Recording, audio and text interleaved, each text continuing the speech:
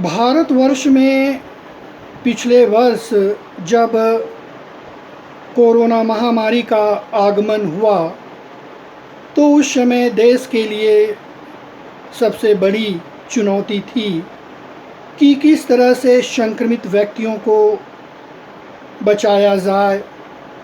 इसके लिए भारत सरकार डॉक्टरों को आगे बढ़ाकर उनके लिए एक बहुत बड़ा प्रयास किया जिससे व्यक्तियों को बचाया जा सके। भिन्न भिन्न राज्यों में इसके लिए टेस्ट की सुविधा प्रदान की गई और जितना भी हो सका इसके लिए हॉस्पिटल की अलग व्यवस्था की गई। और देखा जाए तो इस महामारी में बहुत समस्याओं का सामना करना पड़ा। आज देखा जाए तो भारतवर्ष में 2 वैक्सीन हमारे सामने दिख रहा है। पहला कोविशील्ड जो है ऑक्सफोर्ड यूनिवर्सिटी ने सीरम इंस्टीट्यूट ऑफ पूना से मिलकर इस वैक्सीन को बनाया। दूसरा कोवैक्सीन जो हैदराबाद में बना और यह पूर्ण रूप से स्वदेशी वैक्सीन बताया जाता है। अभी चर्चा का विषय है कि किस वैक्सीन को लेना उचित है। भिन्न भिन्न प्रकार से बात आती है, लोगों में भ्रम की स्थिति हो जाती है। अलग अलग विशेषज्ञ अलग अलग तरह से व्याख्या करते हैं जो आम नागरिकों के लिए एक चुनौती बन गया है। लेकिन सबसे बड़ी बात यह है कि इस महामारी से बचने के लिए वैक्सीन लेना सर्वोत्तम माना जाता है। कोई भी वैक्सीन मिल जाए तो उसे ले लेना चाहिए, समय का इंतज़ार नहीं करना चाहिए। आज जैसा कि कोविशील्ड के बारे में विशेषज्ञों का कहना है कि यह 70% सुरक्षित है। कोवैक्सीन के बारे में बताया जा रहा है कि यह 81% सुरक्षित है। कोविशील्ड में लाइव वायरस से बनाया गया जबकि कोवैक्सीन में डेड वायरस से बनाया गया। देखा जाए तो यह एक बड़ी समस्या है कि कौन सा वैक्सीन लिया जाए। जैसा कि यूरोप में सर्वेक्षण के माध्यम से जानकारी प्राप्त हुई कि कोविशील्ड लेने से कुछ मात्रा में क्लॉट सामने आई। आज कुछ विशेषज्ञों का कहना है कि कोवैक्सीन लेना ज़्यादा सर्वोत्तम माना गया है। जैसा कि अमेरिका के एक प्रसिद्ध डॉक्टर रवि गॉडसे ने इसके बारे में बहुत अच्छी तरह से जानकारी दी है।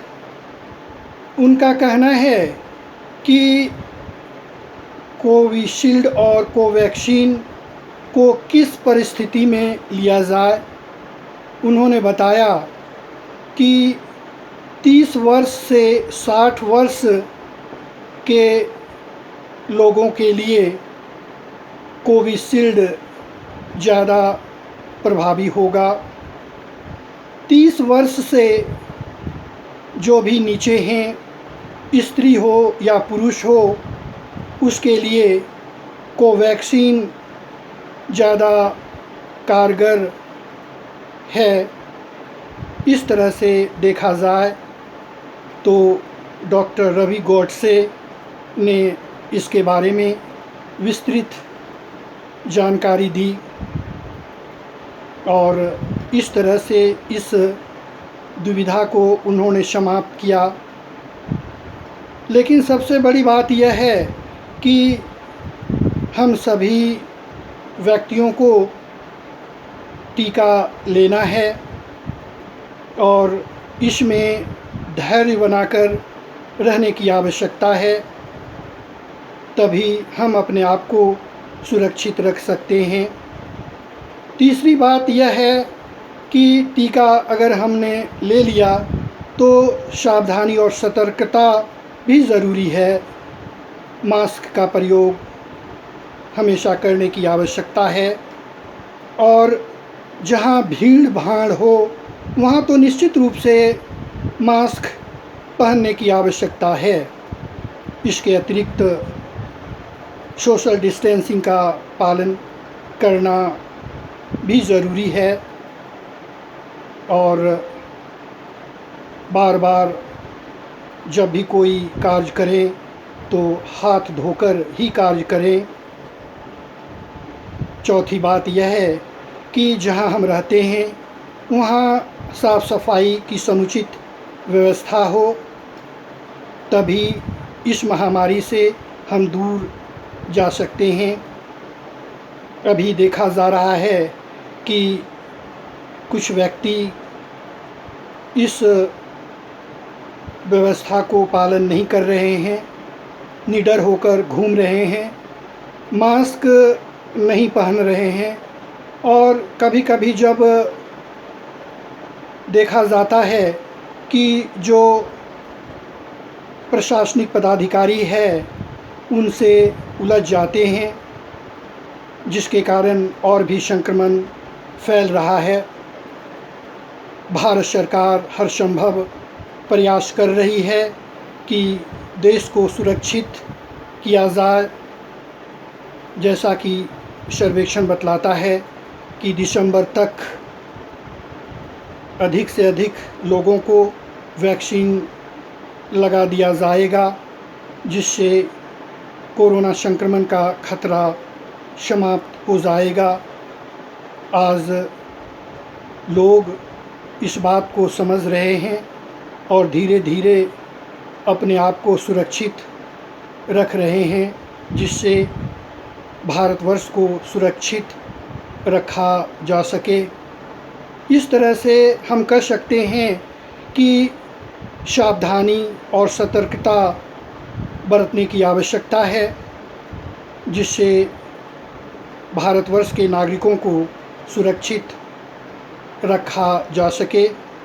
सरकार धीरे धीरे ऑक्सीजन प्लांट बैठा रही है, जिससे आने वाला समय में और भी लोगों के लिए यह एक अच्छा कार्य होगा। इस तरह से हम कह सकते हैं कि हम भारतवर्ष की सरकार को धन्यवाद दें, यहाँ के वैज्ञानिकों को धन्यवाद दें, प्रशासनिक पदाधिकारियों को धन्यवाद दें जो दिन रात ड्यूटी में लगे हुए हैं और हम नागरिकों को सुरक्षित रखने का प्रयास कर रहे हैं।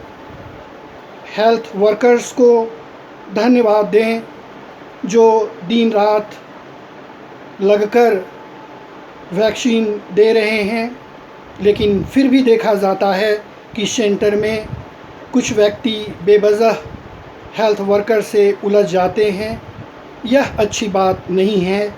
उन्हें समय का इंतज़ार करना चाहिए और समय एक दिन आएगा, वैक्सीन लगेगा और हम सब सुरक्षित रहेंगे।